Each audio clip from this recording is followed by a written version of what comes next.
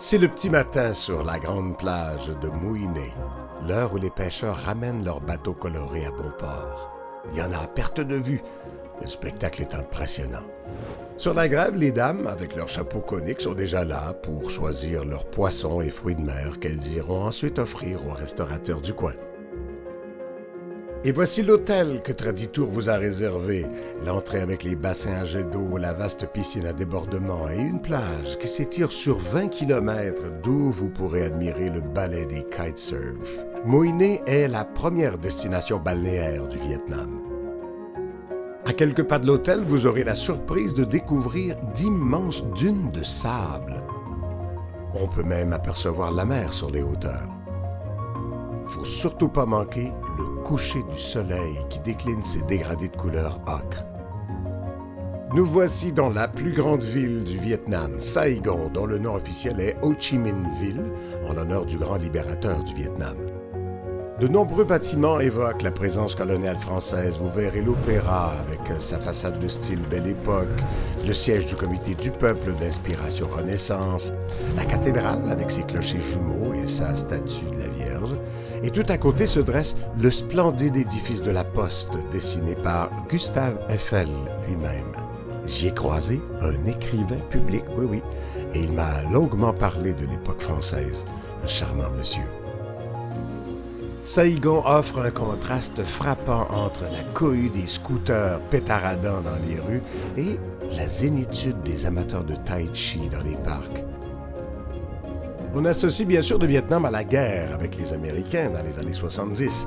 En plus du poignant musée de la guerre, le guide nous entraîne dans les tunnels de Cu Chi, creusés par les résistants. Des étroits passages serpentent sur 250 km, formant un étouffant labyrinthe. Le long des sentiers, on s'arrête pour voir les différents pièges tendus aux soldats américains. On y expose des carcasses de chars d'assaut, des cratères creusés par les bombes lancées par les B-52 et les ingénieuses cachettes des soldats vietnamiens pour surprendre l'ennemi, à condition de réussir à s'extirper du trou rapidement. Bon, enfin. À l'ouest de Saigon s'étend l'immense delta du Mekong qui nourrit une bonne partie du Sud-Vietnam. Un immense territoire de terre et d'eau, avec ses canaux, ses rivières entrecoupées de champs, de vergers, de jardins et de rizières. Pour avoir une bonne idée de ses richesses, vous partirez à l'aventure sur le Mekong pour vivre l'ambiance des marchés flottants, dont celui de Cai Bay, le plus important du delta. Dès 6 heures du matin, des centaines de sampans s'agglutinent, chargés de produits de tout genre dans un va-et-vient étourdissant. Le spectacle est magnifique et se prolonge sur la rive au marché de Vinh Long, au milieu des couleurs et des saveurs locales. Plus loin, vous vous mêlerez aux artisans locaux pour expérimenter les différents procédés de fabrication à partir du riz. Galettes de riz, riz soufflé, bonbons à la noix de coco et dégustation d'alcool de serpent.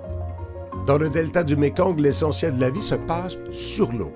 Le temps semble s'être arrêté dans ces villages flottants avec ces maisons sur pilotis où on pratique la pêche et la pisciculture depuis des lustres. D'ailleurs, c'est à bord d'un bateau rapide qu'on traverse au Cambodge. On hisse le drapeau du pays, puis on arrive à Phnom Penh, la capitale du royaume. Notre guide tout souriant nous amène visiter le palais royal et les autres bâtiments de cet immense parc.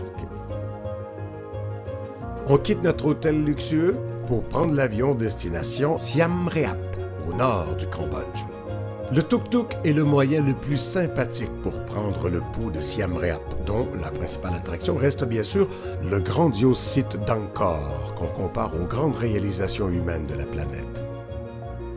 Le site comprend plusieurs temples, dont l'intrigant Taprom, avec ses murs envahis par la jungle qui semble l'étouffer avec ses immenses racines. Le lieu est devenu encore plus célèbre grâce au film Tomb Raider. Ici, c'est l'étrange temple Bayon avec ses visages souriants. Mais l'attrait principal du site reste bien sûr le célébrissime temple d'Angkor Wat, le plus grand édifice religieux du monde. Salué comme un chef-d'œuvre architectural, le temple avec sa tour centrale suscite l'émerveillement par l'harmonie qu'il dégage.